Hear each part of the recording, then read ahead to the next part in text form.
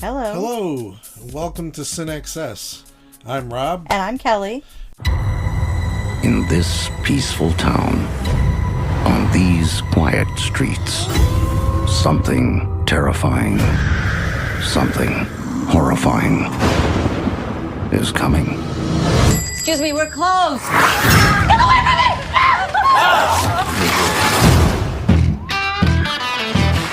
What the hell was it? A wild animal? This is really awful.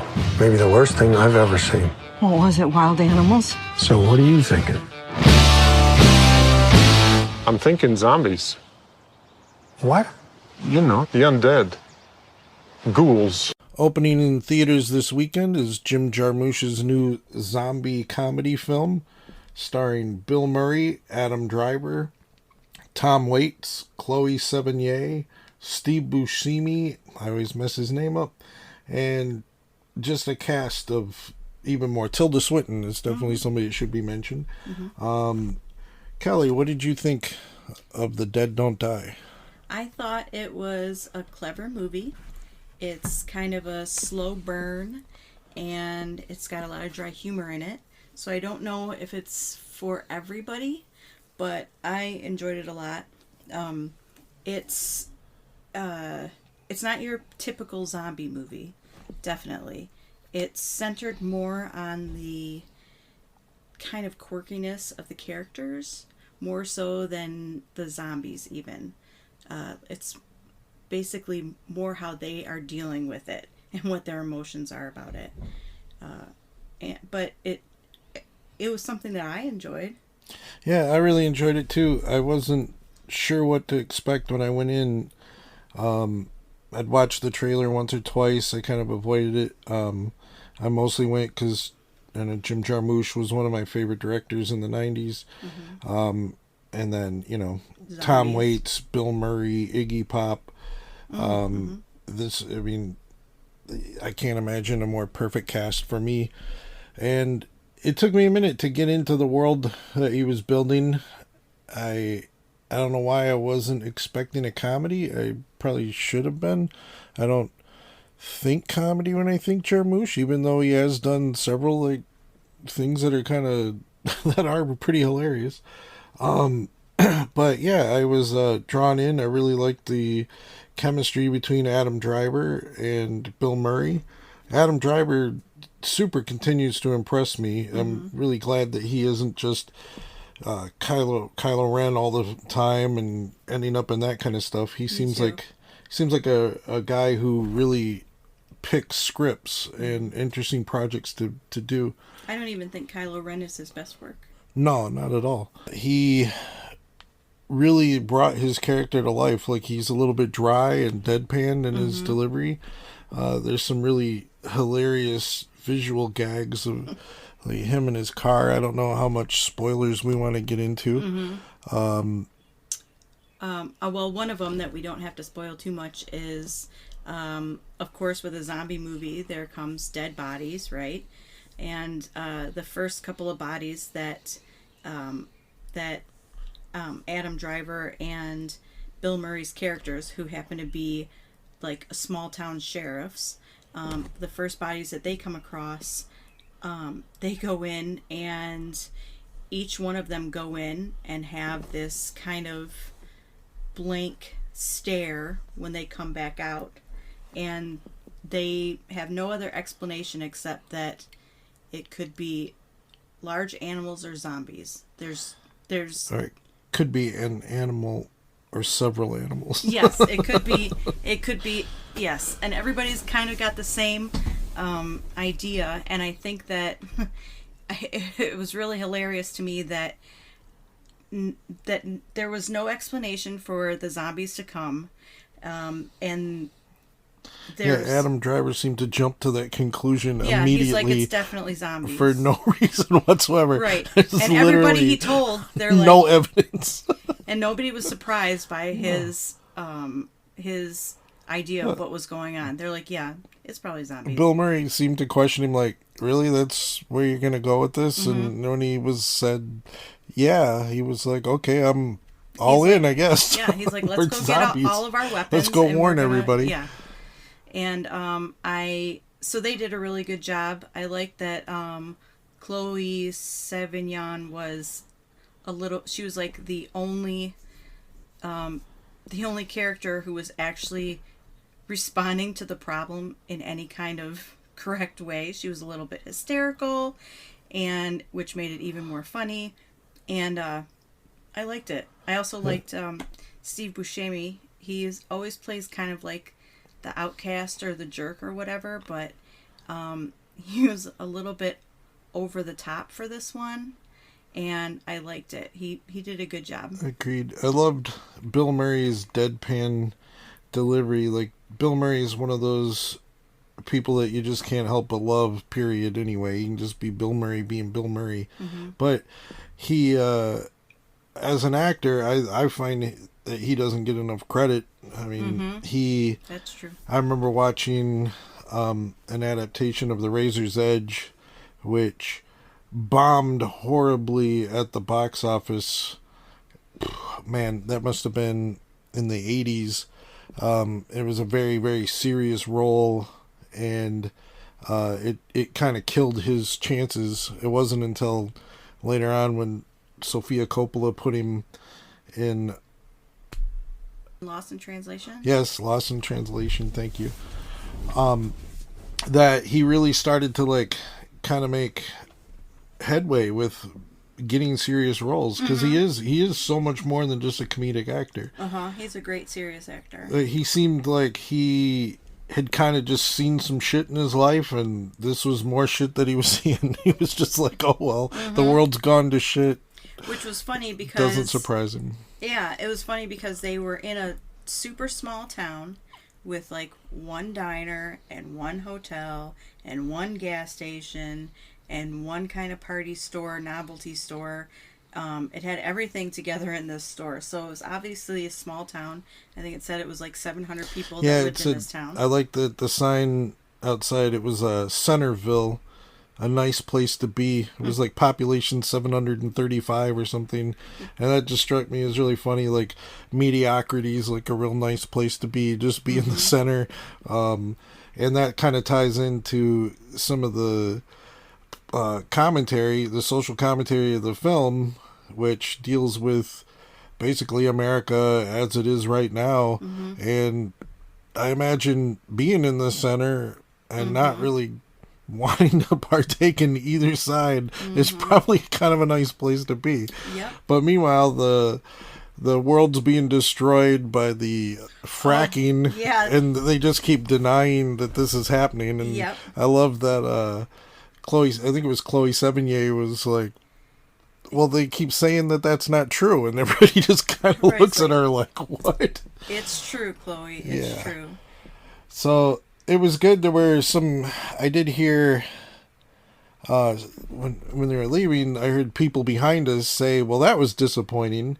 Oh, really? From the theater? Yeah, and truthfully, like, you know, I'm going to date myself here, but I wasn't even sure who any of the actors that were in the like Ohio group, the children's center or whatever, the troubled kids group, and it sounded like they came into the movie for those characters, because I heard one say, yeah, like, we'll see where this the storage closet goes, and it leads right out of this movie, is what they said. And I was like, yeah, those characters really, that was wasted time, because there was no reason to follow those characters. Maybe there's a follow-up. I don't know. Yeah, Jim Jarmusch is gonna create a sequel. Yeah. It's interesting too that this is the first Jim Jarmusch movie to actually receive a wide release. I thought that was interesting. I actually read on the IMDb a little piece of trivia that Iggy, like Iggy Pop, who plays a zombie pretty early in the film, he actually asked Jarmusch for a backstory, and for like what's my story here, and apparently he and his girlfriend were on the way to a Blue Oyster Cult concert when they were like hit by a car and died. So that's why they're all dressed up like ready to go. Like early 90s rockers. Yep. And so go ahead. I did like that it's a little bit Romero-esque in that, because zombies are ripe for social commentary because they were created by Romero and Night of the Living Dead, Dawn of the Dead. This was a little bit there was riffing on that, like Selena Gomez had her car, which was the exact same model as the one in Night of the Living Dead. And like in Night of the Living Dead, they're drawn to the mall for commercialism, and in this, they're also drawn towards things that they like to indulge in. Coffee, and which was interesting. Toys. Toys, coffee. I like that they used kids as zombies too. Yeah. They always shy away from that, and nothing says comedy like dead little kids. well, So I mean, it was nice to see. We want all the actors to get jobs, Yeah. right? yeah. Yeah. And I did like that some of the characters had reactions to seeing people that they knew. That was pretty good. You mean like the living characters? Yep. Yeah. That was good. And I also, we haven't mentioned at all Tom Waits, who has a long relationship with Jim Jarmusch, and I saw his name, and I don't know, I was just expecting that he would be kind of a guy that you saw once in a while, but it was nice that he was in the movie a lot. Yeah, he was one of the main characters, I would say. And narrating too a lot. Yep. And He was kind of the guy who he was the guy who knew the most about what was going on. Because you think that the way his character is, you would think that he is, maybe a little not really with the current social situation, and he keeps to himself, and without giving too much away, you assume that he's just kind of like out there and crazy. But really, when he starts talking, he's very intelligent and he knows what's going on, and he's watching everything with his binoculars and just really soaking it all in. And he's like, "Yep, they're zombies." Yep. One thing that I also do want to mention, a disappointment for me. Well, two things. One, I actually like. I was gonna say the effects of the movie, the special effects and things like that. Like, I really loved the way the moon looked. That was amazing. Yeah, that was cool. Yeah. I get it. Like, I'm a purist, but I much would have rather have seen practical effects than these digital effects that they had. Like, I hate that stuff. I don't know. Like, and I know that what you're saying, like at the end, I don't want to also spoil that too, but at the end, when in Tilda Swinton's scene, she had some practical effects done with her, and compared to the other effects in the movie, it looked like maybe Jim Jarmusch wanted it to look kind of a little bit ridiculous. Yeah, oh yeah, definitely. Because I can't imagine that being really what it was. It kind of did not fit in, but then again, I'm not I don't know a lot about his work, so I don't know if he just throws that stuff in. This is definitely, I have to admit, as much as I love Jarmusch, I haven't followed his more recent films. And, but yeah, the Jarmusch, I know that was completely thoroughly out of place, but it was welcome as a person who loves that kind of stuff. I thought it was hilarious. But the effects that bothered me were I like the zombie makeup effects, but when the zombies die, which they have to sever the head is like the rule in this movie. Not just kill the brain, but you have to sever the head. But a lot of that was just digital effects. Or, I don't know, maybe it was practical effects enhanced digitally, but it looked digital to me, and I wasn't crazy about that. I want my zombie films to be latex and blood and gore. And just. Yep, there was no blood in this. That's not true, actually. What? Like, in the diner, yeah, I guess there was some blood. And I thought interesting, too, because you had mentioned that earlier, like, when people go and see these bodies, like, their reactions are the same, but I actually think they used the exact same footage when they showed the bodies. Yeah, they did. It was from the same angle, same footage.